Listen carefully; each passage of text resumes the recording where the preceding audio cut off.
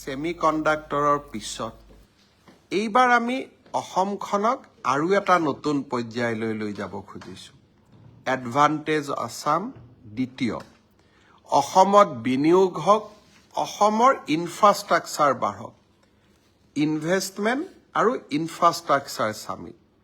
যোৱা এটা মাহত মই ভূটানলৈ গৈছিলোঁ, মুম্বাইলৈকে গৈছোঁ, দিল্লীলৈকে গৈছোঁ।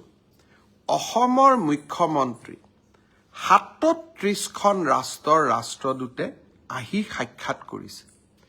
এয়া মোৰ সাফল্য নহয়।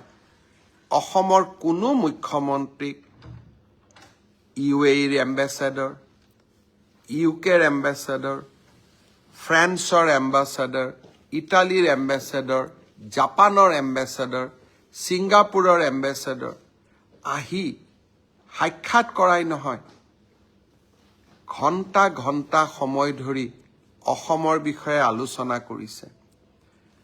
আনন্দ মহিন্দ্ৰ, টাটা কোম্পানীৰ অধ্যক্ষ, SR কোম্পানীৰ অধ্যক্ষ, মুম্বাইৰ সকলো উদ্যোগপতি মোক সাক্ষাৎ কৰিবলৈ আহিছিল, অসমৰ বিষয়ে জানিবলৈ আগ্ৰহ প্ৰকাশ কৰিছিল। অসমৰ ৰাজনীতিত মই 25টা বছৰ পাৰ কৰিলোঁ। অসমৰ মুখ্যমন্ত্ৰীয়ে বা ৰাজ্য চৰকাৰে ইমান গুৰুত্ব পোৱা আগতে মই কেতিয়াও দেখা নাছিলোঁ। থাইলেণ্ডতো থাইলেণ্ডৰ মন্ত্ৰীসকলে অসমৰ মন্ত্ৰীক সাক্ষাৎ কৰিছে, অসমৰ বিষয়ে জানিবলৈ চেষ্টা কৰিছে।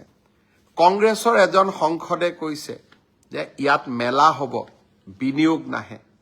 মই সংসদগৰাকীক অনুৰোধ কৰিম, গুৱাহাটীৰ পৰা জাগিৰোডলৈ যাওক। কি ধৰণে 30,000 কোটি টকাৰ উদ্যোগ দিনে ৰাতিয়ে এখন্তেক জিৰণি নোলোৱাকৈ 1500 শ্ৰমিকে কাম কৰি আছে।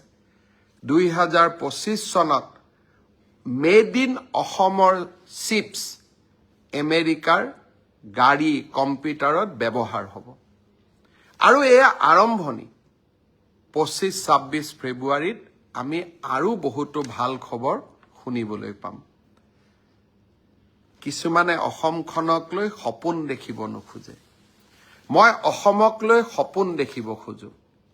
অসমে আকাশ চুব, মই তাক বিশ্বাস কৰোঁ। আৰু সেইকাৰণে সপোনৰ পম খেদি থাকোঁ। মই বিশ্বাস কৰোঁ কংগ্ৰেছৰ সাংসদ বা আনসকলৰ নিৰাশাৰ বিপৰীতে আমি অসমখনক একেলগে লগ হৈ আমি আশাৰ সৰগ ভূমিলৈ ৰূপান্তৰ কৰিম।